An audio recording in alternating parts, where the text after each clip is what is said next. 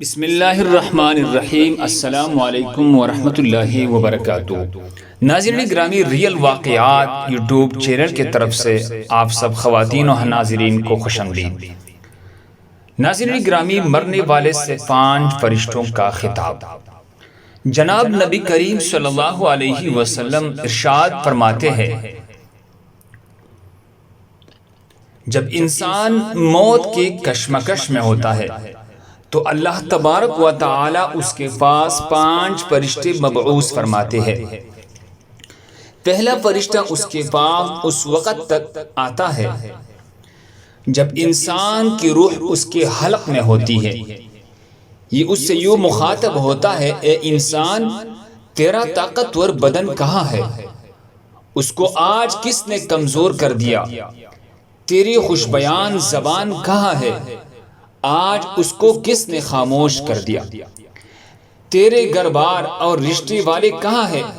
آج اس نے کس چیز نے تجھے وحشت زدہ کر دیا؟ اور دوسرا فرشتہ اس کے پاس اس وقت آتا ہے جب اس کی روح قبض ہو چکی ہوتی ہے اور کفن ڈالا جا چکا ہوتا ہے۔ یہ اس کو آواز دے کر کہتا ہے، اے انسان، وہ کہاں ہے جس کو تو نے دولت سے فقیری کے لیے تیار کیا؟ وہ کہاں ہے جو تو نے ویرانی سے آبادی کے لیے تیار کیا؟ وہ کہاں ہے جو تو نے ان سے وحشت کے لیے تیار کیا؟ تیسرا فرشتہ اس کے پاس اس وقت آتا ہے جب اس کا جنازہ کندھوں پر اٹھایا جاتا ہے۔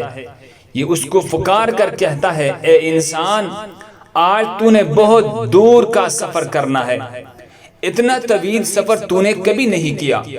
آج تو ایسے قوم سے ملاقات کرے گا جس سے تو نے کبھی ملاقات نہیں کی۔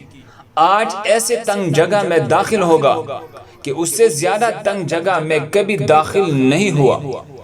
تجھے بشارت ہو اگر تو اللہ کی خوشنودی سے سرفراز ہو گیا، اور ہلاکت ہو اگر اللہ کی ناراضی میں مردود ہوا ہو۔ اس کے پاس 14 فرشتہ اس وقت آتا ہے جب اس کو قبر میں رکھا جاتا ہے۔ یہ اس کو پکار کر کہتا ہے، اے انسان، کل کو تو اس کی پشت پر چلتا تھا، آج اس کی پیٹ میں لیٹے گا۔ کل تو اس کی پشت پر ہنستا تھا، آج اس کی پیٹ میں روئے گا۔ کل تو اس کی پشت پر گناہ کرتا تھا، آج اس کے پیٹ میں شرمندگی اٹھائے گا۔ 5واں فرشتہ اس کے پاس اس وقت آتا ہے جب میت پر مٹی برابر کی جا چکی ہوتی ہے اور گھر والی، رشتہ دار اور دوست واپس جا چکی ہوتی ہے۔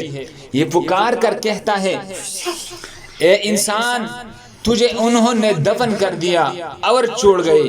اگر یہ تیرے پاس قیام بھی کرتے تب بھی تجھے کوئی نفع نہ پہنچا سکتی۔ تو نے مال جمع کیا اور دوسرے کے لیے چھوڑ آیا۔ آج یا تو جنت کی اونچی درجے میں منتقل ہوگا یا جلتی ہوئی آگ میں۔ اللہ ہم سب کو اس پر عمل کرنے کی توفیق عطا فرمائے۔ دوسری مسلمانوں کے فائدے کے لیے آگے ضرور شیئر کریں۔ جزاکم اللہ خیر۔